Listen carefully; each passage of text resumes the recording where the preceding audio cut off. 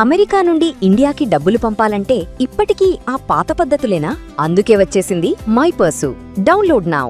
రేవంత్ రెడ్డికి big relief. ఆయన పైన నమోదైనటువంటి 5 కేసులను కొట్టేస్తూ కోర్టు సంచలన నిర్ణయం తీసుకుంది. ఎందుకంటే అసలు ఆ కేసులు ఏంటి, ఎప్పుడు నమోదైనవి, దానికి సంబంధించినటువంటి తీవ్రత ఎలాంటిది, ఇది ఒకసారి విశ్లేషించే ప్రయత్నం చేద్దాం. తెలంగాణ సీఎం రేవంత్ రెడ్డి గారు గతంలో ఎంపీగా ఉన్నటువంటి సందర్భంలో చేసినటువంటి ఒక ఎన్నికల ప్రచార కార్యక్రమానికి సంబంధించి నిబంధనలు, నియమావళి ఉల్లంఘన పైన అప్పట్లో ప్రభుత్వం కేసులు నమోదు చేసింది. అంటే అప్పట్లో బీఆర్ఎస్ ప్రభుత్వం ఉంది, ఆ కేసులు నమోదు చేసింది. ఇది 2019 ఎన్నికల సందర్భంగా జరిగినటువంటిది.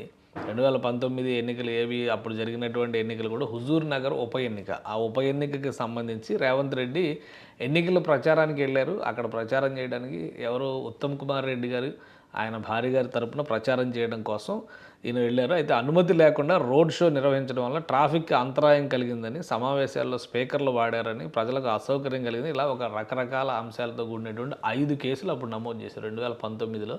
ఇది 2026, అంటే దాదాపుగా 8 సంవత్సరాలు ఈ కేసులు నడుస్తూనే ఉన్నాయి. ఫైనల్గా నిన్న ఆ కేసులు కొట్టేయమని చెప్పని రేవంత్ రెడ్డి గారు పిటిషన్లు వేశారు చాలాసార్లు. ఫైనల్గా ఏం జరిగిందంటే, ఈ కేసు మొత్తం విచారించినటువంటి జస్టిస్ కె సుజన కేసులు కొట్టివేస్తూ ఉత్తర్వులు జారీ చేశారు. ఎన్నికల కేసుల నిబంధనలకు అనుగుణంగా కేసులు నమోదు చేయలేదని, వీటిపైన తగిన ఆధారాలు లేవని పేర్కొన్నారు. ప్రాసిక్యూషన్ తరపున పబ్లిక్ ప్రాసిక్యూటర్ పల్లె నాగేశ్వరరావు వాదనలు వినిపించారు.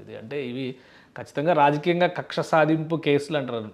నేరాల విషయంలో ఎంపీలు, ప్రజాప్రతినిధుల పైన చాలా కేసులు ఉన్నాయి, ఇలాంటి కేసులు చాలా ఉంటాయి. ఇవి విపక్షంలో ఉన్నప్పుడు అధికార పార్టీ పెట్టవచ్చు, లేదా నియమాలను ఉల్లంఘించారని చెప్పి ఏదైనా కక్షపూరితమైనటువంటి వ్యవహారాలు ఉంటే ఇక్కడ స్పీకర్లు పెట్టారు. స్పీకర్ లేకుండా ఏ ఎన్నికల సభ జరుగుతుంది? 5 గంటల తర్వాత, సమయం గడిచిన తర్వాత పెట్టేటువంటి కేసుని ఎలక్షన్ కమిషన్ సీరియస్గా చూస్తుంది. కానీ ఇది స్థానిక ఎన్నికల్లో జరిగినటువంటి అంశం కాబట్టి ఒక విధంగా వేధింపుల చర్యగానే చూడాల్సి ఉంటుంది. ఫైనల్గా ఆధారాలు లేవు, సరైనటువంటి ప్రోఫార్మాలో కేసు ఫైలింగ్ కాలేదని చెప్పని జడ్జి కొట్టేసినటువంటి పరిస్థితి.